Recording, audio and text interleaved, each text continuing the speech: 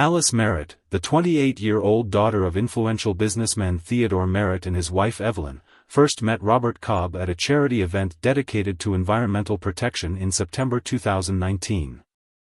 Robert, a 32-year-old ecologist and activist, immediately caught Alice's attention with his passionate speech about the need to preserve Oregon's forests. Despite their different backgrounds, Alice grew up in luxury while Robert came from a middle-class family. There was an instant connection between them. Their first date took place a week after they met at a small vegan cafe, where they talked for hours discussing their views on life and plans for the future. The relationship developed rapidly. Robert impressed Alice's parents with his determination and sincerity. Although Theodore Merritt was initially skeptical of his daughter's choice, Alice, in turn, quickly found common ground with Robert's parents, his father a doctor and his mother an English teacher. 8 months after they met, during a hiking trip, Robert proposed to Alice. He had prepared a romantic picnic on a mountaintop with a scenic view of the forest. Alice, touched by Robert's sincere feelings and sharing his passion for nature, accepted without hesitation. The engagement was officially announced at a family dinner at the Merritt home in May 2020. Theodore, seeing his daughter's happiness, softened his stance and even offered financial assistance in organizing the wedding. Evelyn was thrilled at the prospect of planning a grand celebration. Robert and Alice began discussing their future, dreaming of working together on environmental projects and starting a family. They planned to move to a small town closer to nature after the wedding, where Robert could continue his forest protection activities and Alice could open an art gallery specializing in environmental art. Wedding preparations began almost immediately after the engagement announcement. Evelyn Merritt took on the role of chief organizer, aiming to create a grand event worthy of the family status. She insisted on holding the ceremony at a prestigious country club with more than 300 guests, including influential businessmen and politicians. Robert, accustomed to a modest lifestyle and adhering to ecological principles, expressed concern about the scale of the planned event. He suggested a more intimate outdoor ceremony, possibly in one of the nature reserves where he worked. This led to the first serious disagreements between the couple. Alice found herself caught between two fires. On one hand, she understood her mother's desire to organize an impressive celebration and didn't want to upset her. On the other hand, she was close to Robert's ideas of a more eco-friendly and personal celebration. She tried to find a compromise, suggesting reducing the guest list and incorporating ecological elements into the decor and menu. Tensions escalated as the wedding date approached. Robert felt increasingly alienated from the planning process, which seemed to have completely consumed Alice and her mother. He began spending more time at work, immersing himself in a new project to protect endangered bird species. Alice, in turn, felt growing pressure. She tried to meet her family's expectations while staying true to her own principles and Robert's wishes. This led to frequent arguments with her mother and periods of silence with her fiancé. In an attempt to relieve the tension, Alice suggested taking a short break from planning and spending a weekend alone with Robert in the mountains. However, a week before the planned trip, Robert informed her that he couldn't go due to urgent work. Disappointed, Alice decided to spend this time with her friends to distract herself from the stress of wedding preparation. At the height of wedding preparations, when tensions between Alice and Robert reached their peak, Emil Cobb, Robert's cousin, entered their lives. Emil, a 30-year-old freelance photographer, had recently returned from an extended trip to South America and was staying in the city for a few months. Robert, wanting to distract himself from the wedding fuss, suggested Emil help with his environmental project by documenting the state of the forests. Emil enthusiastically agreed, seeing it as an opportunity to expand his portfolio. During one of the first project meetings, Robert introduced Emil to Alice. From the first moments of their interaction, an unexpected chemistry arose between Alice and Emil. Emil charmed Alice with his stories of travels and philosophical outlook on life. His ease and relaxed manner of communication sharply contrasted with the tension she had been feeling lately around Robert. Gradually, Alice and Emile began spending more and more time together under the pretext of helping choose a location for the wedding photo shoot. They often met in cafes and parks. Their conversations became increasingly personal and candid. Alice shared her doubts about the upcoming wedding, and Emile listened attentively without judging or giving advice. One evening, when Robert was again delayed at work, Alice and Emile met at a small bar. After a few glasses of wine, their interaction moved to a new level. Emile confessed that he had strong feelings for Alice, and she, to her surprise, reciprocated. The evening ended with a passionate kiss in a dark alley near the bar. From that moment on, a secret romance began between Alice and Emile. They met clandestinely, using every opportunity to be alone. Alice justified her frequent absences with wedding preparations, while Emile cited work on his photo project. Guilt tormented Alice, but at the same time, she couldn't deny how alive and free she felt around Emile. He awakened in her a passion and desire for adventure that she thought she had lost in her relationship with Robert. Robert, immersed in work and wedding preparations, initially didn't notice the changes in Alice's behavior. He was glad that Emile got along so well with his fiancée and even thanked his cousin for helping distract Alice from the wedding stress. After a few weeks, Robert began to notice oddities in Alice's behavior. She became distracted, often cancelled their joint plans, and talked less and less about the upcoming wedding. At first, Robert attributed this to stress from the wedding preparations, but gradually his suspicions grew. One evening, returning home earlier than usual, Robert caught Alice in a hurried phone conversation. Hearing his footsteps, she abruptly ended the call and looked frightened. When Robert asked who she was talking to, Alice unconvincingly replied that it was her mother discussing wedding details. Robert also noticed that Alice began mentioning Emile more often in conversations, talking about his photographs and travels with unusual enthusiasm. When Robert suggested spending a weekend together to restore their connection, Alice unexpectedly refused, citing urgent wedding preparation matters. Robert's suspicions intensified when he accidentally saw a message on Alice's phone from Emile. Although he didn't read the content, the tone of the message seemed too familiar for a mere acquaintance.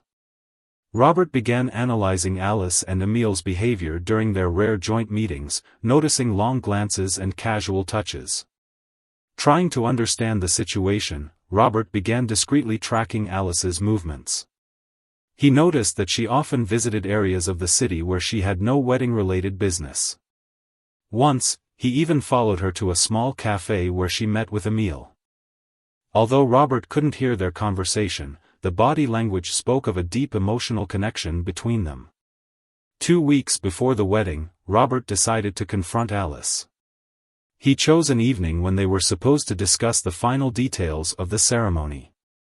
When Alice returned home, Robert was already waiting for her in the living room, nervously fingering the wedding invitations. "Alice, we need to talk," Robert began, trying to remain calm. "Lately, I've noticed that you're becoming distant from me.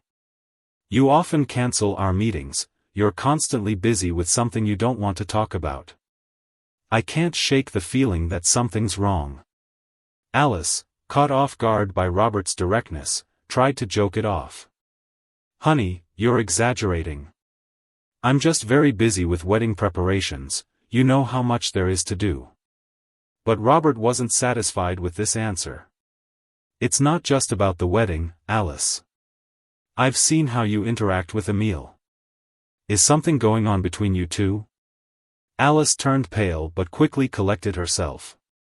"What nonsense, Robert. Emile is your cousin, he's helping us with the wedding photos.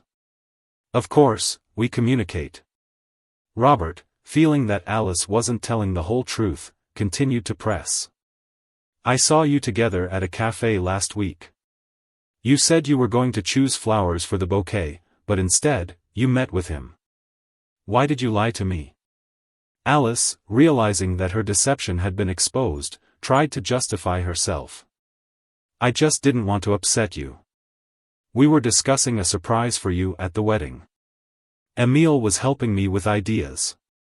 But Robert no longer believed her words. He raised his voice. "Stop lying to me, Alice. I see how you look at each other, there's clearly something between you. Tell me the truth." Alice, backed into a corner, burst into tears. "Robert, please, let's not talk about this now.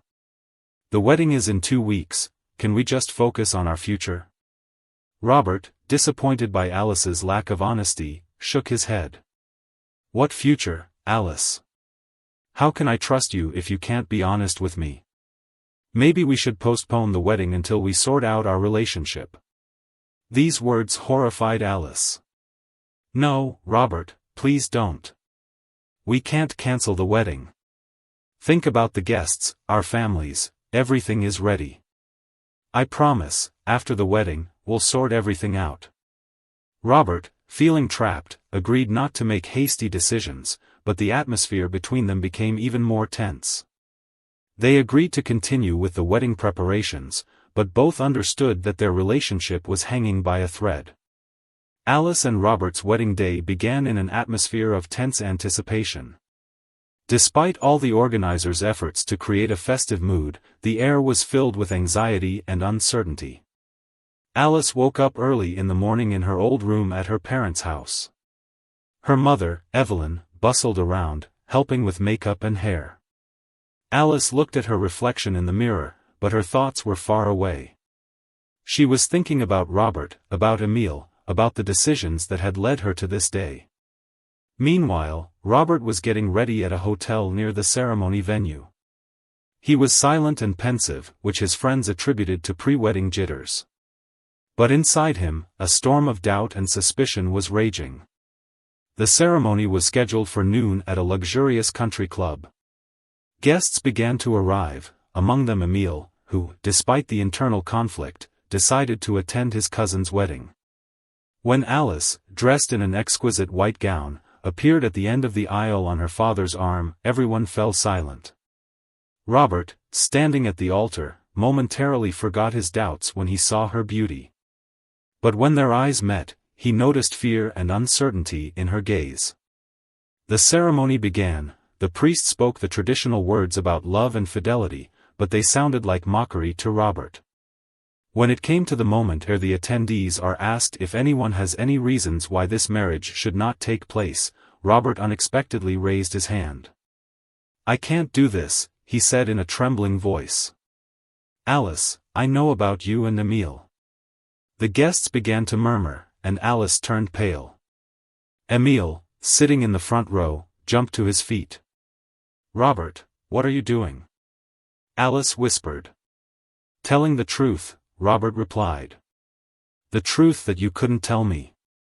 I saw you together, I know about your meetings. How could you, Alice? How could both of you do this to me?" Robert's words caused shock and confusion among the guests. Alice, unable to cope with her emotions, burst into tears, trying to say something, but the words caught in her throat. Emile, as pale as a sheet, slowly rose from his seat and began moving toward the altar. "Emile, listen.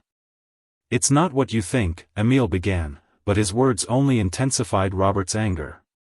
"Not what I think? What am I supposed to think when my fiancé and my cousin are secretly meeting behind my back?" Robert raised his voice, his face red with rage. The guests began to whisper, some stood up from their seats, not knowing how to react to the unfolding scene. Alice and Robert's parents tried to intervene, but the tension between the three main participants in the drama was too strong. Emile, feeling that the situation was getting out of control, took a step forward. "Robert, let's talk about this calmly. We can explain everything." But Robert was in no state to listen to explanations. He abruptly moved towards Emile, intending to grab him by the collar. At that moment, Emile, frightened by Robert's aggression, instinctively reached for the inside pocket of his jacket. Time seemed to slow down as the guests watched in horror as Emile pulled out a gun. No one knew he was carrying a weapon, and no one could have guessed why he needed it at a wedding. "Emile, what are you doing?" Alice screamed, throwing herself between the two men. The next moment, a shot rang out. The sound echoed through the hall, causing everyone to freeze. Alice, standing between Robert and Emile, suddenly staggered and slowly sank to the floor. A red stain began to spread on her snow-white dress. A dead silence fell, which a second later was pierced by a scream of horror. Guests panicked and scattered. Someone was calling for an ambulance and the police. Robert, instantly forgetting his anger, fell to his knees beside Alice, trying to stop the bleeding. Emile stood in shock, not believing what had happened. The gun fell from his trembling hands. "I didn't mean to, it was an accident. I just wanted to scare him," he mumbled as two guests twisted his arms behind his back. The paramedics arrived within minutes, but it was too late. Alice had lost too much blood. She died in Robert's arms without regaining consciousness. Her last words were a quiet, "Forgive me." The police quickly cordoned off the scene. Emile was immediately arrested, and Robert, still holding Alice's lifeless body, was in a state of shock. The parents of the deceased bride wept, unable to believe what had happened. What should have been a day of celebrating love turned into a tragedy that forever changed the lives of all present. The wedding hall, decorated with flowers and ribbons, became a crime scene, and Alice's white dress became a symbol of broken hopes and unfulfilled dreams. In the days following the tragedy, the city was shocked by what had happened. Local media covered every detail of the incident, turning a personal tragedy into a sensation. Alice and Robert's families found themselves at the center of attention, trying to cope not only with grief but also with constant pressure from the press and the public. The police quickly completed their investigation. Despite Emile's claims that the shot was accidental, he was charged with manslaughter. The investigation established that the gun belonged to Emile and was unregistered. He explained that he carried the weapon due to threats received during his work as a photographer in South America, but he couldn't provide evidence of these threats. Emile's trial began 3 months after the incident. The process attracted enormous public attention, the courtroom was packed, and crowds of people gathered outside, eager to learn the details of the case. The prosecutor insisted on the maximum punishment, arguing that Emile brought a weapon to the wedding, knowing about his relationship with the bride, which indicated premeditation in his actions.